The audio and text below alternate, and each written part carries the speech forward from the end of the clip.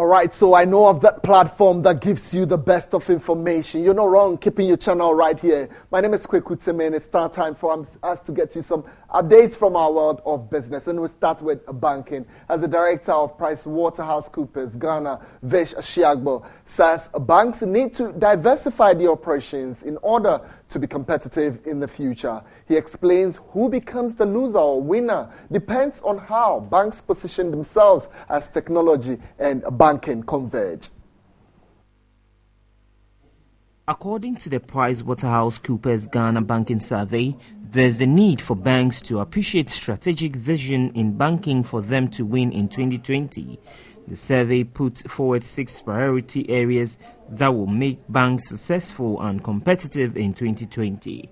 The report included developing a customer service-centric, simplifying business and operation models, obtaining information advantage, and proactively managing risk to reduce costs.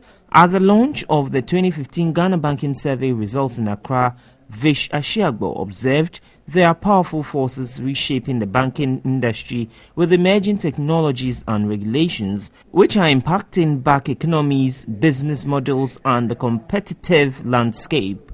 Based on what we hear from the consumers, those are the 6 things that if banks are able to get right will drive success in 2020. I mean, the sector, as you know, is a very competitive one. And what we're seeing is customers demanding better value, better services. We have an increasing youthful population who are more technology savvy. So they want real-time information. They want to use their smartphones. They want to use their tablets. And therefore, to be able to be successful, you must be able to respond to that.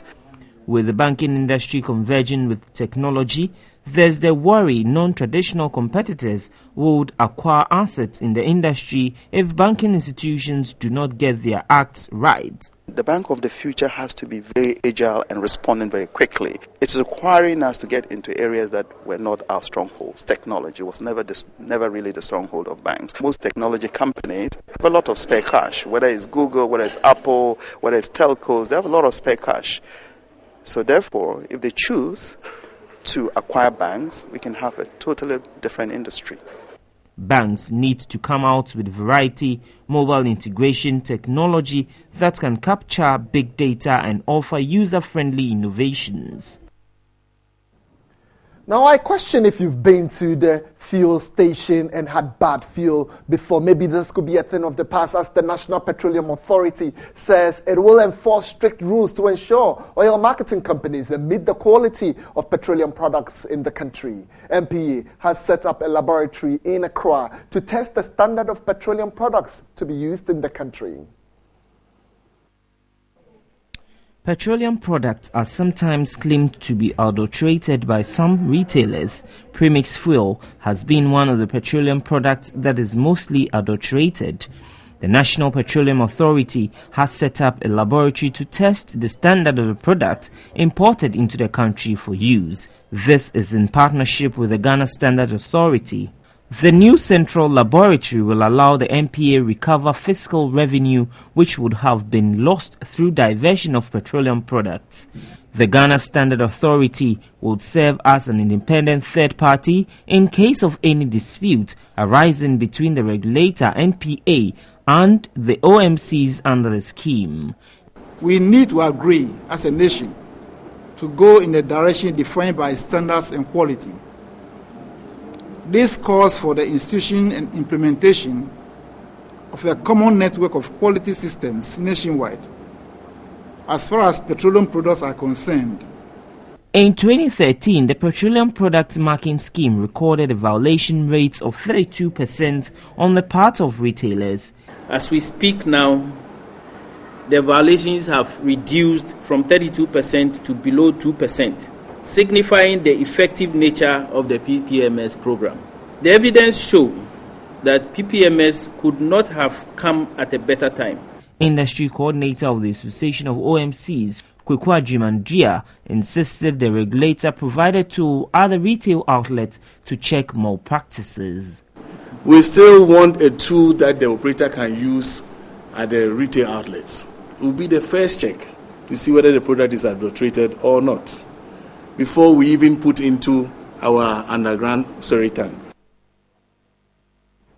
I'm going to talk about some indicators now, and when we talk about the PPI is used to measure the price differentials, maybe year on year, that a producer incurs. Now, the producer price inflation for July 2015 was 10.6%. The figure represents a 12.5% decrease compared to the June rate of 23.1%. Now, government statistician Dr. Philomena Nyako attributes the decline to the appreciation of the cedi and the fall of the price of gold in the previous month.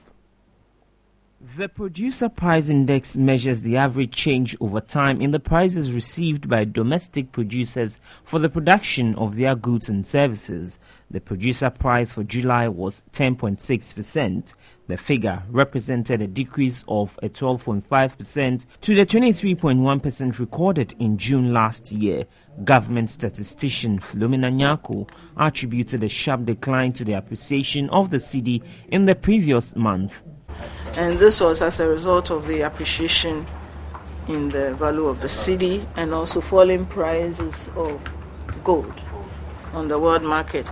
And you know, in July 2014, there were significant increases in the price of gold. And so the base drift effect is setting in here also. The month-on-month change in the Producer Price Index between June and July was minus 1.1%.